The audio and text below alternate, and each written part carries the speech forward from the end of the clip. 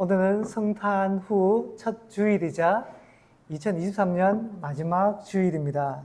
새해를 준비하면서 하나님께서 우리에게 어떤 말씀을 하실까, 어떤 말씀을 우리가 들어야 할까, 이렇게 좀 고민하고 또 기도하기도 해보았습니다. 근데 하나님께서 이 말씀을 저희에게 주시는 것 같아요. 우리들이 어떻게 주님을 섬기고 있고 또 제자의 길이란 무엇인가를 돌아봤으면 좋겠다라고 말씀하시는 것 같습니다. 오늘 본문은 예수님께서 나사렛 회당에서 말씀을 전하시는 장면입니다. 자, 나사렛은 어떤 곳입니까? 나사렛은 예수님이 자란 곳이죠. 어디에서부터 자란 고향입니다. 그리고 나사렛은 이스라엘로 치면 북쪽 변방에 속한 지역입니다. 북쪽에 있는 작은 동네이자 변방에 속했기 때문에 저기 예루살렘에 살던 유대인들이나 다른 유대인들은 나사렛을 이방인 땅과 거의 동일시했습니다. 이방인 땅과. 그래서 예수님의 제자가 된 사람 중에 나다나엘이라는 인물이 있는데 이런 말을 공공연하게 했어요. 나사렛에서 무슨 선한 것이 날 수 있느냐? 개천에서 용 난다라는 말이 있는데 개천에서는 용이 날 수 있을지는 모르겠지만 나사렛에서는 그런 일이 있을 수 없어. 그런 곳에서 어림없어 라고 생각했습니다. 단순히 시골이어서가 아니라 이방인의 땅이다 라는 생각을 갖고 있었기 때문입니다. 유대인들의 선민사상에 의하면 나사렛은 형편없는 곳이었습니다. 그런데 그 나사렛에서도 회당은 있었어요. 회당은 뭔가 하면 안식일마다 유대인들이 모여서 예배 드리는 곳이 하나님의 말씀을 배우는 곳이 회당이었습니다. 무시받고 사는 사람들이었지만 매 안식일마다 예배는 드렸다라는 거예요. 그런데 또 안식일이 되었어요. 그런데 예수님께서 저기 갈릴리 쪽에서 사역을 하시다가 이날은 어떻게 해요? 고향을 방문하신 겁니다. 그리고 이 본문에 보니까 늘 하시는 대로라고 말했는데 주님이 안식일마다 오늘날로 치면 주일에 해당하겠죠. 예배를 드렸습니다. 늘 하시던 대로 회당에 들어가서 성경을 펼치셨어요. 그때 당시에 회당에서 예배 드릴 때에 누군가가 방문자가 있으면 하신 말씀이 있습니까? 라고 말씀을 전하게 했어요. 근데 예수님은 원래 이 고향 사람이잖아요. 그런데 이 나사렛 사람들도 예수님의 명성을 들어서 알고 있을까요? 없을까요? 알고 있어요. 그러니까 예수님 보고 말씀을 전해달라고 한 것입니다. 자, 성경을 펼쳐서 주님께서 읽으셨어요. 어디일까요? 본문에 나오죠? 이사야 61장 1절 이하의 말씀인데 18절, 19절 말씀을 같이 읽어보겠습니다. 시작! 주의 성령이 내게 임하셨으니 이는 가난한 자에게 복음을 전하게 하시려고 내게 기름을 부으시고 나를 보내사 포로된 자에게 자유를, 눈먼 자에게 다시 보게 함을 전파하며 눌린 자를 자유롭게 하고 주의 은혜의 해를 전파하게 하려 하십니다. 아멘. 이사야 61장 1절 이하의 이 말씀을 펼쳐서 읽으신 거예요. 저는 성경에서 가장 좋아하는 구절 뽑으라면 이 구절이 한 10손가락 안에는 들 것 같아요. 너무너무 좋아하는 구절입니다. 이 말씀이 얼마나 은혜롭고 정말 소망 넘치는 말씀입니까? 자유와 해방과 회복과 이런 것들을 우리에게 가르쳐 주고 있잖아요. 그리고 이와 같은 자유와 해방과 회복을 행하는 자가 누구라고 이야기합니까? 주께서 내게 기름을 부어사. 기름 부음 받은 자가 누구입니까? 메시아, 곧 그리스도. 누구죠? 예수님. 예수님 말씀입니다. 이 일이 오늘날 너희에게 응하였다, 이루어졌다. 왜냐? 예수님이 바로 이 메시아, 그리스도이기 때문입니다. 자, 이와 같은 말씀에 회당에 모인 유대인들은 어떻게 반응을 할까요? 어떻게 반응하죠? 본문을 보니까 크게 세 가지로 반응을 합니다. 첫 번째, 어떻게 반응합니까? 놀라워합니다. 자, 22절을 볼까요? 22절을 보니까 예수님의 이 은혜로운 말을 놀랍게 여겼다 라고 표현합니다. 자, 예수님께 전하는 말씀이 너무너무 은혜가 되는 거예요. 너무너무 도전이 되는 겁니다. 왜 아니겠어요? 나사렛은 어떤 지역이라고 했죠? 다른 지역으로부터 무시받는 것이에요. 그런데 그 무시받고 소외받는 그곳에 바로 메시아가 지금 여기 오셨다라는 겁니다.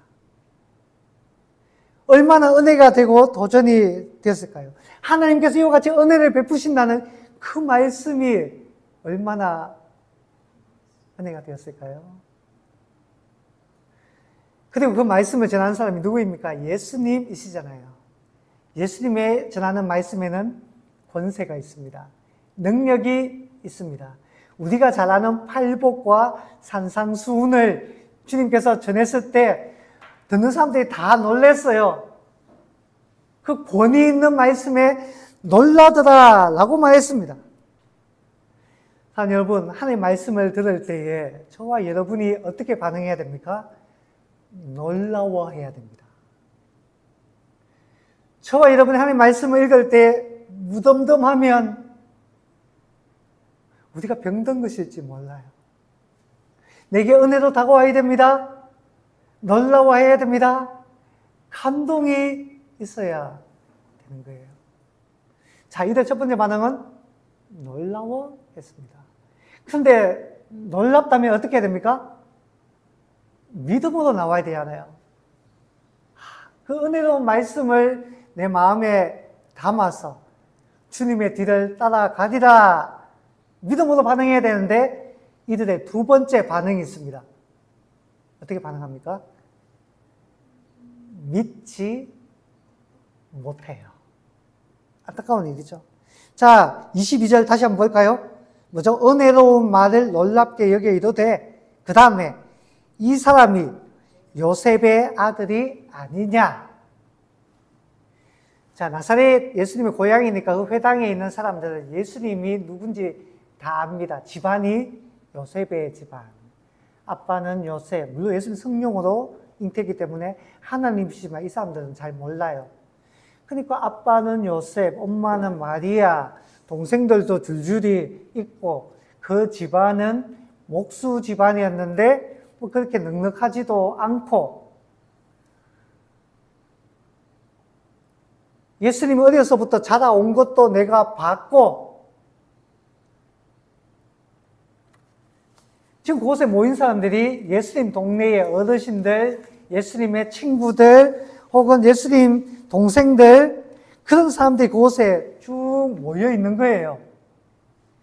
여러분, 제가 목사라고 해서 저희 본가가 있는 암양, 용암리의 마을 회관에 가서 여러분, 하나님 말씀을 들으세요. 예수님을 믿어야 됩니다. 이렇게 살아야 됩니다. 라고 마을 어르신들을 모아놓고 설교하면 그분들이 어떻게 반응할까요? 너가 아버지한테 가서나 잘해라. 이렇게 말할지 모릅니다. 아이고 우리 목사님 이렇게 반응하기보다 속으로 어떻게 해요? 너가 아버지한테 가서나 잘해라 라고 하지 않을까요? 주님의 말씀이 너무너무 은혜로운데 예수님의 집안 환경, 예수님이 자라온 그 환경을 보고 나니까, 생각나니까 못 믿는 것입니다. 못 믿는 거예요. 부정적으로 반응하는 겁니다. 여러분, 오늘 여기에 모이신 분들 다 저를 잘 아시는 분들입니다. 아주 잘 아는 분입니다.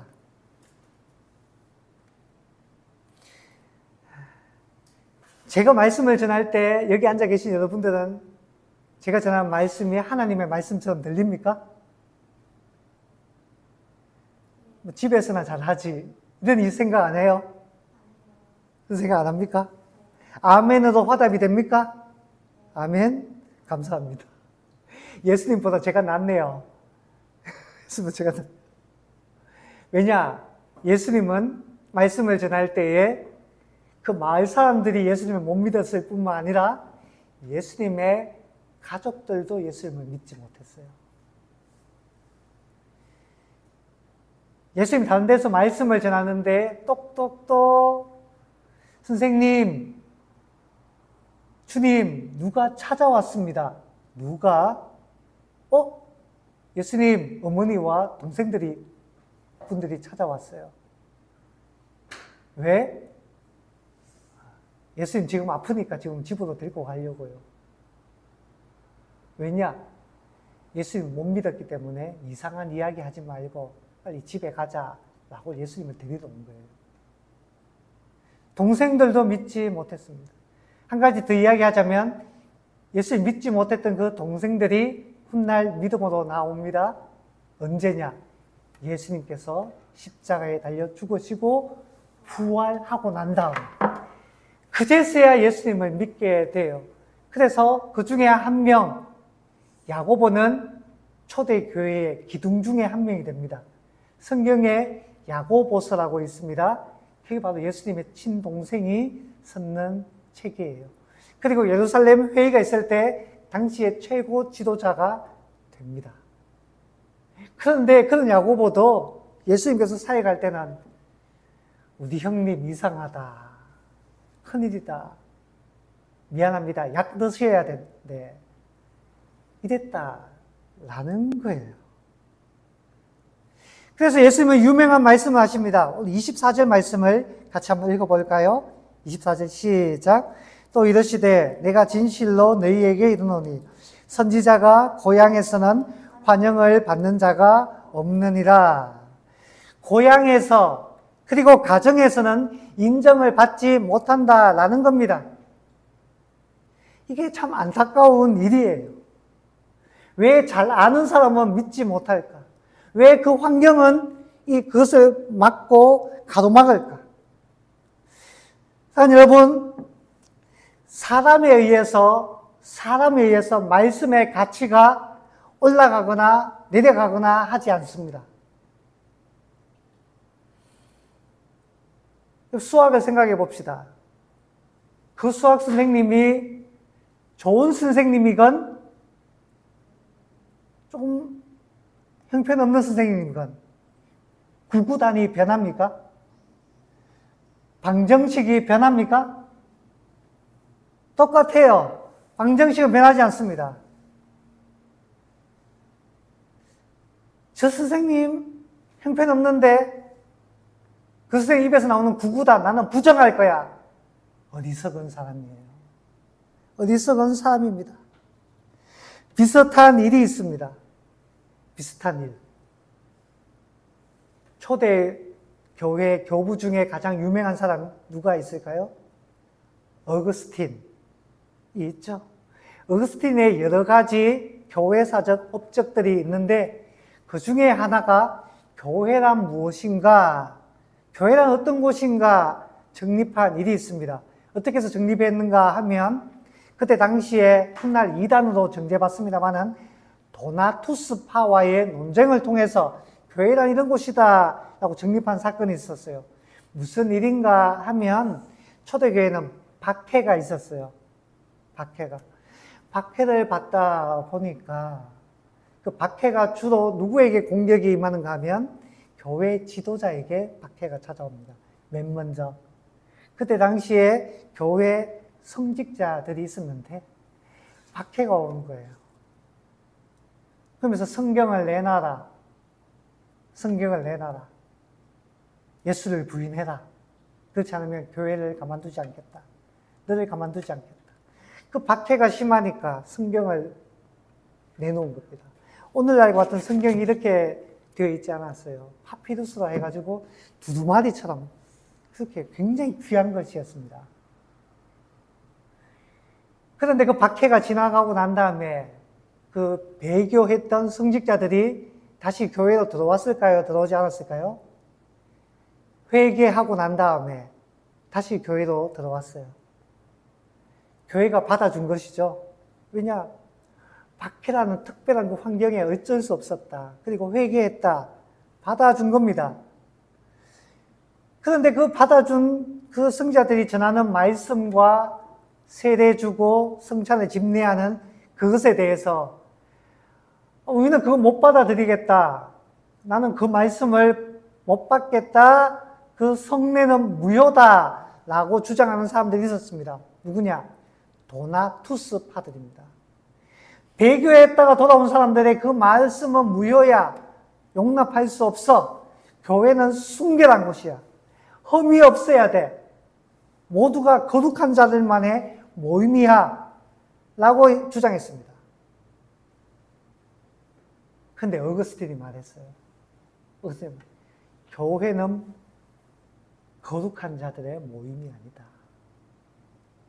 부족한 죄인들의 모임이다. 그리고 이야기했습니다.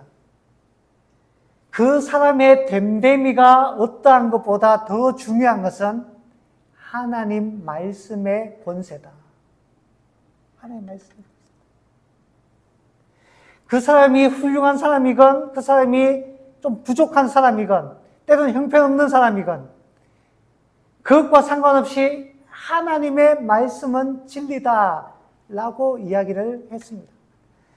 사랑하는 여러분, 제가 형편없는 사람을 옹호하는 것이 아닙니다. 배교자를 옹호하는 것이 아니에요. 하나님을 부인한 사람들을 이해하고 용납해야 된다고 말하는 게 아닙니다. 철저한 회개와 반성이 있을 때에야 회복할 수 있어요. 그러나 더 중요한 것은 뭐냐? 그 사람의 됨됨이보다 하나님의 말씀이 더 귀하다는 겁니다. 하나님의 말씀. 하나님의 말씀. 하나님의 말씀은 변하지 않아요. 어떤 시대에도, 어떤 상황에도, 누구의 입술을 통해서도 하나님의 말씀은 변하지 않습니다. 그러므로 중요한 것은 무엇이냐? 그 말씀을 받는 우리의 마음이요, 우리의 자세입니다. 누가복음 8장에 보면 예수님께서 씨 뿌리는 자의 비유를 하십니다. 자, 하나님의 말씀, 씨가 하나님의 말씀이죠. 4개의 밭에 뿌려집니다. 어떤 밭이죠? 기억나십니까? 길가, 그리고 돌짝, 돌밭, 가시밭, 그리고 좋은 땅, 정말 좋은 땅. 그 4개의 밭에 뿌려지는데 어느 밭에서 열매를 맺어요? 좋은 땅에서만 열매를 맺어요. 그런데 여러분, 좋은 땅에는 좋은 씨앗을 뿌리고 돌짝밭에는 나쁜 씨앗을 뿌렸을까요? 아니에요. 씨앗은 뭐라고 했죠?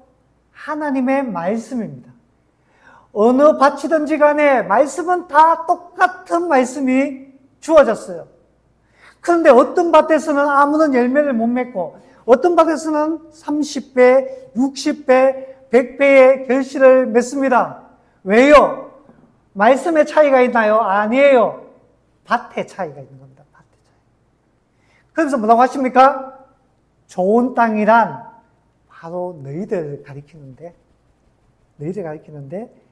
좋은 땅이란 착하고 좋은 마음으로 말씀을 듣고 지키어 인내로 결실하는 그 사람이 바로 좋은 땅이다. 그러니까 열매를 맺으려면, 이 말씀에 의미가 있으려면 말씀 자체가 문제가 아니고 그 말씀을 받는 우리가 어떤 사람이냐, 우리가 어떤 마음으로 받느냐, 그것이 중요하다라는 거예요. 여기 본문에 나오는 나사렛 사람들의 문제가 뭔가요? 하나님의 말씀은, 주님 말씀은 너무너무 은혜로워요. 너무너무 좋아요. 그런데 안타깝게도 예수님의 가정 배경, 자라온 환경, 알던 사람이라는 이유로 주님을 믿지를 못합니다. 믿지를 못해. 그러니 아무런 열매가 없는 것입니다. 사랑하는 여러분, 많은 사람들은 좋은 선생을 만나야 한다라고 말합니다. 맞습니다. 좋은 책, 좋은 교재, 좋은 학원을 만나야 된다고 해요. 맞아요. 신앙생활 하는 사람들은 좋은 교회를 만나야 된다고 말합니다. 좋은 교회. 그것도 맞아요. 좋은 환경의 지원을 받아야 된다고 합니다. 당연합니다. 그런데 여러분, 더욱 중요한 것이 있어요. 더욱 중요한 것. 바로 우리 자신입니다. 우리 자신.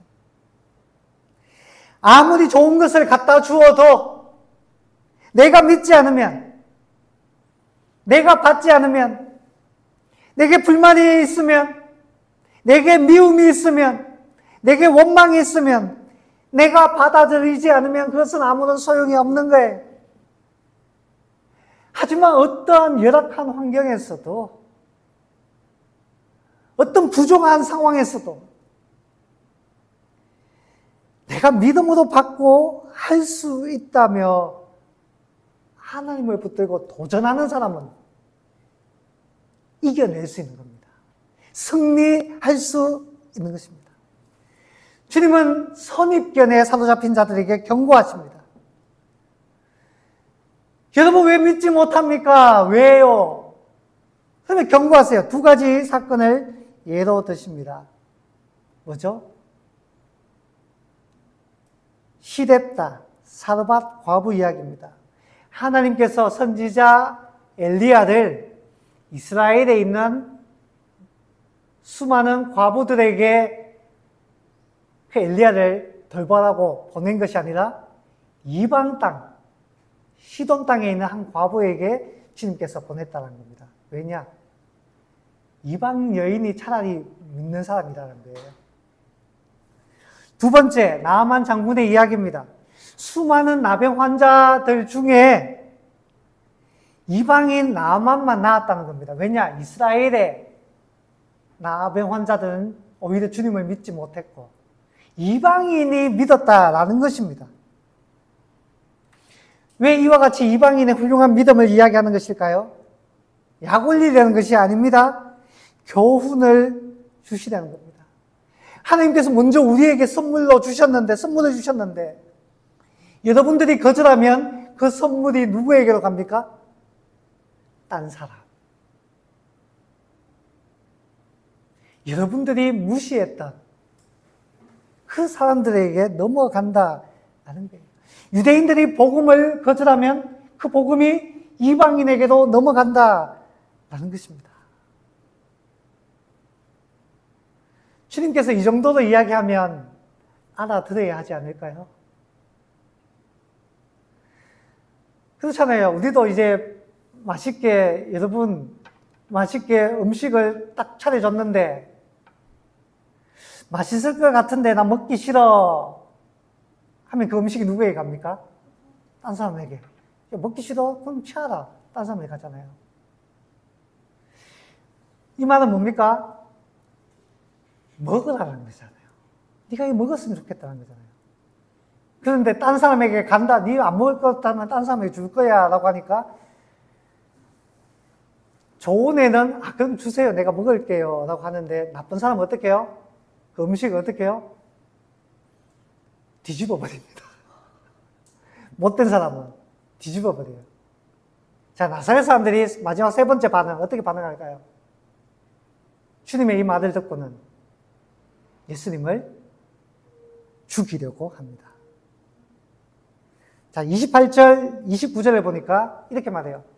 예수님을 데리고 나사렛의 그 낭떠러지로 데리고 가서 예수님을 밀어버리려고 합니다. 밀어버리려고. 여러분, 사람들은 때때로 자기가 원하는 것을 얻지 못했을 때, 바라는 것을, 기대했는 것을 얻지 못할 때 폭력적으로 변합니다. 주님을 조용히 떠나는 것이 아니라 주님께 해를 가하려고 합니다. 이 말에는 당시의 유대교와 기독교의 상황들이 이 말 속에 섞여져 있습니다. 유대교가 새로 부흥하는 기독교를 향해서 내버려 둔 게 아니고 어떻게 해요? 주님을 밀어떨어서 죽이려고 했듯이 기독교를 계속해서 말살 죽이려고 합니다. 어떤 일들이 일어나는가? 사도행전에 보면 로마에 있는 모든 유대인들에게 추방령이 떨어집니다. 추방령. 당시에 황제 클라디우스가 로마에 있는 모든 유대인들은 다 로마에서 다 나가라고 합니다. 당시 로마는 포용 정책을 폈기 때문에 모든 사람들이 잘 살 수 있도록 다 용납해 줬는데 왜 유대인들에게 나가라고 했을까? 왜냐? 끊임없이 분란이 일어나고 치고받고 싸우기 때문에 그런 일이 일어났어요. 왜 싸웠느냐? 로마에는 유대교를 믿는 유대인들이 많이 있습니다. 그리고 로마에 기독교회도 세워졌어요. 그런데 유대교를 믿는 유대인들이 기독교회를 향해서 어떻게 해요? 계속 박해하고 공격하고 그래서 싸움이 일어나니까 다 나가라 라고 이야기를 한 것입니다. 나사렛 사람들은 복음을 거절했어요. 그런데 거기서 끝났어. 어떻게 해요? 공격했습니다. 당시의 유대교가 그렇게 교회를 공격했다라는 것을 누가는 이 말씀을 통해서 또다시 한 번 더 빗대어서 우리에게 말하고 있는 것입니다. 사랑하는 여러분, 어떤 사람은 교회에서 기대한 것을 얻지 못했을 때 교회를 공격합니다. 저는 인터넷이나 이런 데 보면 참 안타까울 때가 있어요. 교회를 공격하는 사람들이 많아요. 근데 그 많은 사람들 중에 목사님의 자식들이 있어요. 오랫도록 교회 다녔던 모태신앙들이 있어요. 그분들은 교회에서 자기가 원하던 것들이 있었는데 아마 얻지 못했던 것 같아요. 그러니까 조용히 교회가 회복되고 잘 되기를 바라고 기도하는 게 아니고 어떻게 해요? 공격하는 겁니다. 교회를 무너뜨리려고 해요. 이 나사렛 사람들과 다를 바가 없어요. 그렇게 하면 안 되는 거예요. 그렇게 하면 안 되는 겁니다. 사랑하는 여러분, 말씀을 정리합니다. 우리에게 정리해 봅시다. 여기에 계신 분들은 모태신앙이에요. 어렸을 때부터 교회에서 자라왔습니다. 여러분들도 교회에서 하나님께 기대하는 것이 있어요. 근데 때때로 우리가 기대하는 것이 빨리 주어지지 않을 때가 있습니다. 조금 다른 형태로 주어질 때가 있어요. 어떻게 합니까? 기다리고 인내합니까? 아니면 좋은 말씀으로 받습니까? 아니면 거절합니까? 아니면 거절하는 것을 떠나서 공격합니까? 여러분, 여기서 공격하는 사람은 아무도 없기를 바랍니다. 거절하는 사람도 없기를 바랍니다. 저는 이 말씀을 여러분들 받았으면 좋겠어요. 받았으면 좋겠어요. 우리 교회 환경이 어떠하든지 간에 귀한 것으로 여기고 좋은 땅이 되어서 30배, 60배, 100배의 결실을 한국 교회를 살리고 일으키고 하나님께 영광 돌리는 그런 요람이 되는 교회와 우리 한 사람 한 사람이 되기를 간절히 소망합니다.